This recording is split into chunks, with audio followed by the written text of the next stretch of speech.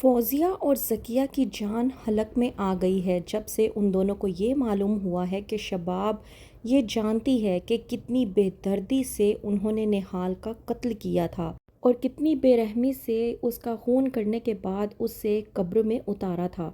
ڈرامے کے next episode میں آپ لوگ دیکھیں گے کہ نہال جو میشا بن کے اپنے ہی بچے کی ٹیک کیئر بن کر آئی ہے تاکہ اپنے بچے کے قریب رہ سکے اور ان سب سے اپنا بدلہ لے سکے۔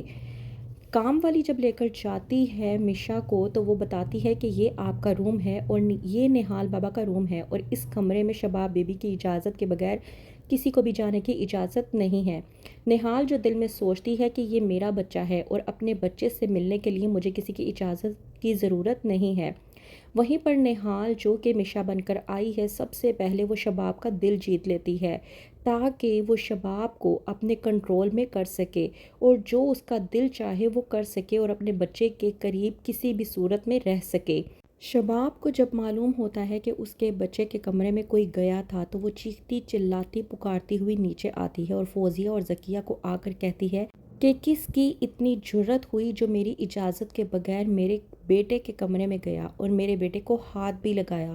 وہیں پر زوار شاہ شباب کو سمجھانے کی کوشش کرتا ہے اور کہتا ہے کہ یہ تم کس طرح سے بات کر رہی ہو۔ وہیں پر جب فوزیہ اور ذکیہ کہتی ہیں کہ ہم تو تمہارے بیٹے کے کمرے میں نہیں جانتی، ظاہر سی بات ہے ہمیں کیا ضرورت ہے، ضرور اس بچے کی نینی ہی گئی ہوگی۔ اس بات پر جب شباب فوزیہ اور ذکیہ کا منہ بند کروانے کی کوشش کرتی ہے تو وہیں پر فوزیہ کہتی ہے کہ ہم اس بچے کی سکی پھوپھیاں ہیں اور وہ اس بچے کی نینی، آپ ہم سے زیادہ اس عورت پہ کس طرح سے اعتبار کر سکتی ہیں۔ وہیں پر شباب فوزیہ اور ذکیہ کا منہ بند کرواتی ہے اور کہتی ہے کہ مجھے حد سے زیادہ بھروسہ ہے اس عورت پر اور اس گھر میں جتنے بھی لوگ موجود ہیں نا ان سب سے زیادہ مجھے اس عورت پر بھروسہ ہے، تو آپ لوگ اپنی بات نہ ہی کریں تو بہتر ہوگا۔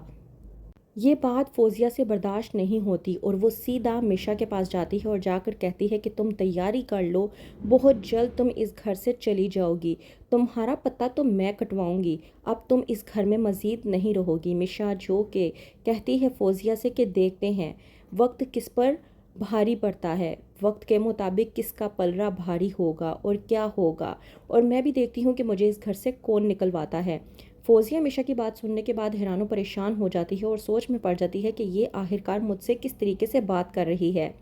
وہیں پر شباب جو کہ فوزیہ اور ذکیہ کے پاس کھڑی ہوتی ہے اور کہتی ہے کہ جن کے ہاتھ خون سے رنگے ہوتے ہیں نا وہ کسی کے سامنے اپنی زبان چلانے کی ہمت اور جرت نہیں کرتے، اور آپ لوگ تو مجھے ہی آنکھیں دکھانے کی کوشش کر رہے ہیں۔ فوزیہ اور ذکیہ شباب کے منہ سے یہ بات سننے کے بعد حیران و پریشان ہو کر رہ جاتی ہیں، ان کے تو پیروں تلے سے ہی زمین نکل جاتی ہے اور سوچ میں پڑ جاتی ہیں کہ آخر کار شباب یہ سب کچھ کیسے جانتی ہے۔ شباب فوزیہ اور ذکیہ کو یہ سب کچھ کہنے کے بعد جب وہاں سے چلی جاتی ہے تو وہیں پر ذکیہ فوزیہ سے کہتی ہے کہ شباب کبھی بھی ہوا میں تیر نہیں چلاتی، یہ ہمیشہ وہی بات کرتی ہے جو اسے معلوم ہوتی ہے یا پھر اس پر اس نے نظر رکھی ہوتی ہے۔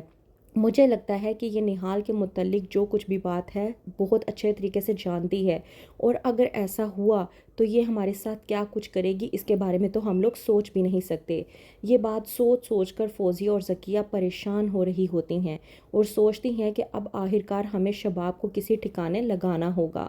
تو کیا کریں گی فوزیہ اور ذکیہ؟ کیا شباب کو زوار شاہ کی نظروں میں گرانے کی خاطر کوئی چال چلیں گی، اور کون سی ہوگی ان کی اگلی چال؟ کیا ہوگا آگے؟ مزید جاننے کے لیے دیکھتے رہیے ڈرامہ سیریل ڈائن۔